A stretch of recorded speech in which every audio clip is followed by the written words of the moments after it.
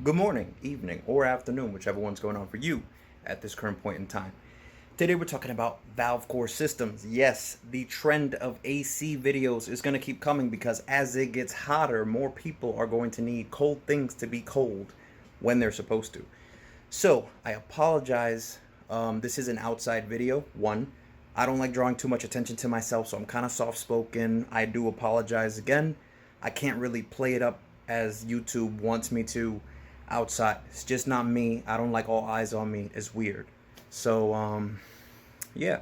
That being said, we are taking a look at the Orion Motor Tech or OMT valve core changer tool for your AC system, and that is a way for you to change your valve cores for your ACs if they leak, without having to recover everything from the system and then change them out. So this is a way to seal the line, isolate the valve core, remove it, isolate the system, put in a new one, open the system back up, and thread it in. That's all there is to it. Nice and happy.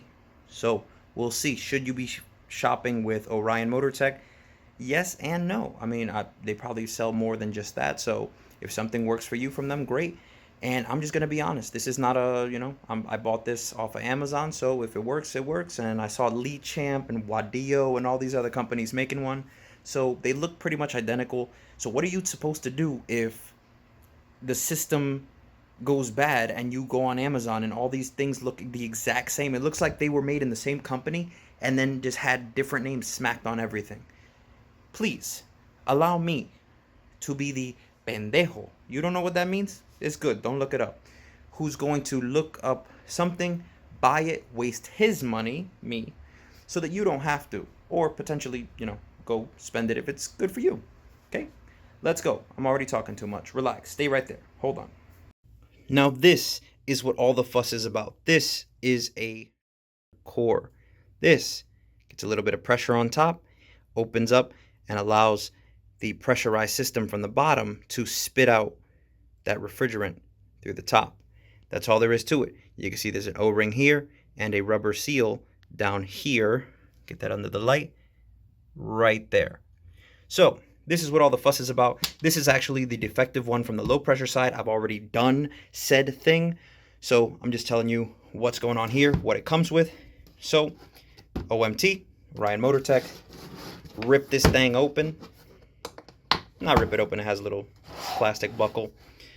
But that's what it comes with. Your low side, and it does come with 1234YF adapters in case you're not using 134A. So 134A's come pre-installed. This right here is your ball valve handle. Pull your Schrader tip back and you're able to make it perpendicular with the system. Again, if you can't do it, it's because your plunger is too far down. So once you turn it, you will allow, just to show you, that ball valve in there is going to close. So parallel to the line is when it's open. When you turn it, you'll see, get that light on it, you can see that valve slowly close. See how it's gold now? That's closed. That's open, kind of like an eclipse. Cool?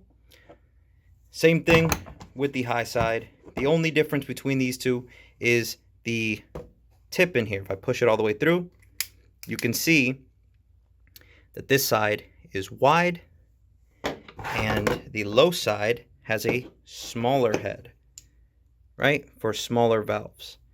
So one's big, one's little, but maybe you have two of these being absolutely identical. All you would have to do is unthread the second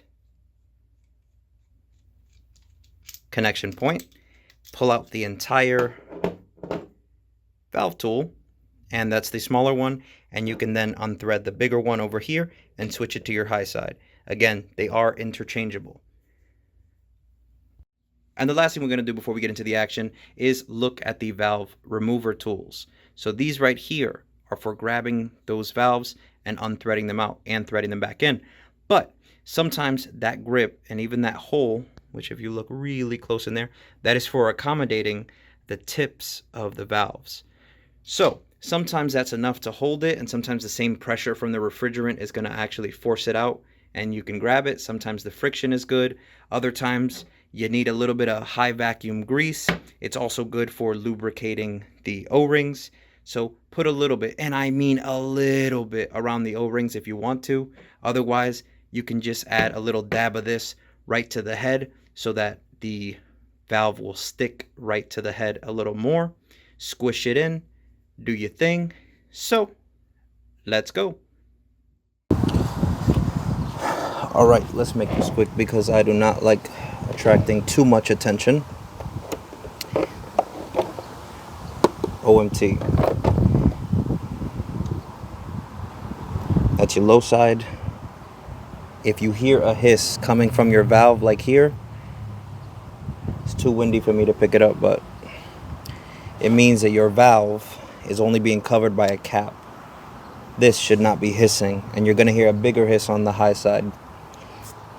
Pull the coupler back with your Schrader remover out of the way. Make sure that second one is tight, because that's what's going to hold the chamber as you pull up and extract that valve. So this pulls back just like an AC manifold. Clips on. Gonna push down.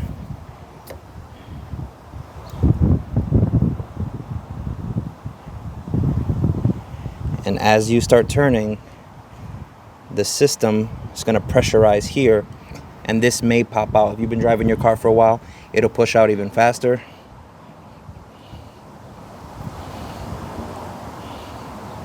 So as you see, as I'm twisting, the pressure is filling up here. Right? So that's locked out. You're going to close the valve.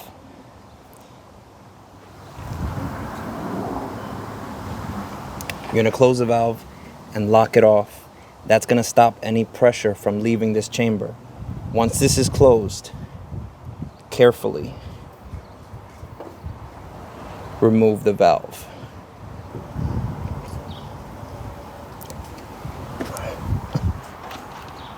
And that is your valve.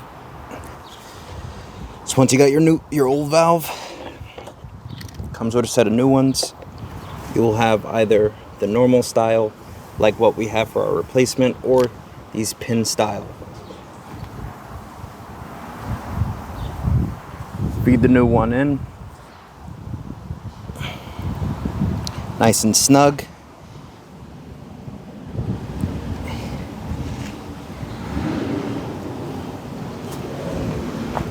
Thread it back nice and tight. Again, no pliers, no tools, just hand tight. Pressure the system, slowly force it back in.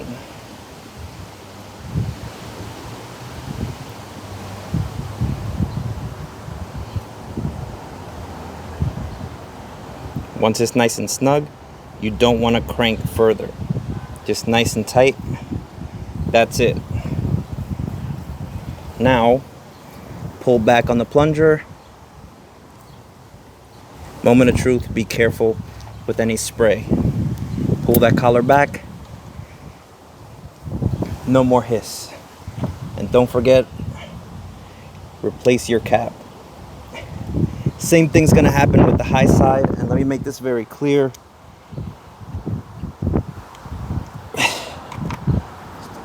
Two kinds of Schrader tools. Small one and the large one right here. So if for whatever reason both of the low side or the high side both need to be changed with the same, all you have to do is take the larger one out of the high side and use the one that was in the low side, which is a smaller one. Sound good? So they are interchangeable whether you're using the larger or the smaller. Let's get the high side done.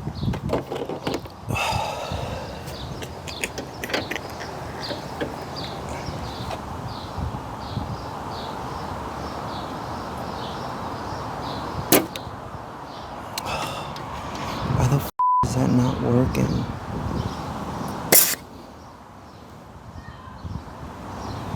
That's making me mad. So unfortunately we got an issue here, and that is really bad design with the high side. Again, maybe not a bad design, but the detents, they're not snapping onto the line the way they're supposed to. So anytime there's under enough pressure, it just snaps it off.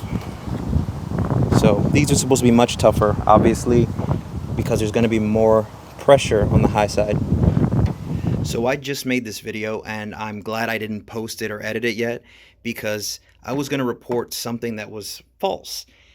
Letting the car cool down, again, these are for removing AC Schrader valve cores for your car. This high side, I was going to say it doesn't work, right? Because it wasn't able to grab on well enough, and the pressure was blowing it off. Now, if you let your car wait, especially sometime later in the day, it's going to drop pressures, because R134A has a pressure temperature relationship where as it gets colder, the pressure starts to drop. And of course, on the low side, it's going to come up. So once those go down to, 60, 50, 40, it's going to be almost what the low side would be regularly. So once it gets down to a decent enough pressure and the car's cold, it's under less pressure. When the car's running, things going to cut up to 100, 150, 200, 250, depending on the car, depending on the, circumstances, the humidity, the ambient temperature. So a lot of key factors here, but I was able to do it and get the high side off. So the AC cold side, a lot of videos are showing the cold side or the low side, and yeah, those things are relatively low pressure. But when it comes to a high pressure system, typically you're going to have to empty out your system and then recharge the system. When I say empty it, I don't mean open it out and just let all of it into the atmosphere. I mean you have to have it recovered professionally, or yourself if you have a recovery machine, and change the valve, and then put a vacuum on it, make sure that there's absolutely nothing in the system except vacuum, and then recharge your system. Again, if you're having an issue with keeping your valve sticking in there, it could be because you're using an oversized one. So what I have inside of the high side, even though, let me just do this with one hand, excuse me, is you have to make sure that it's the right size. So these JRA valves are what I was using for Honda, and using that low side, one hand action, excuse me, I'm getting really close, give me 1 second, I'm gonna snap this on. This right here is what it should look like. It's what it's gonna look like when you pull it out. It's what it's gonna look like when you put the new one in. But that snug fit, and again, nobody would ever do this over an engine bay, so don't do this, because it could come apart. But even given it good swinging pressure, it's not going to let go because it's the right size. Try that with this. You're going to be very unhappy when that goes flying. You never want to be playing with your things, and you always want to make sure you have exactly what you need before you get there. Now, because this is tool technical, I just wanted to show you a good valve. So over here we have a good JRA valve, and over here on the right, which actually I'm gonna make it left and right so we get like a before and an after. Here we have a side-by-side with the left hand being the high side JRA valve that was removed, and on the right side we have a new one. Now you can see that the two O-rings are totally fine. However, on the bottom you can see that the left one is worn out, it's over compressed, it's just time. Again, this is about 16 years, technically 15 and a half years of doing their job. So, it's time for a new one. So let me know. Are you doing this for your car? Have you done it and you were having some difficulties?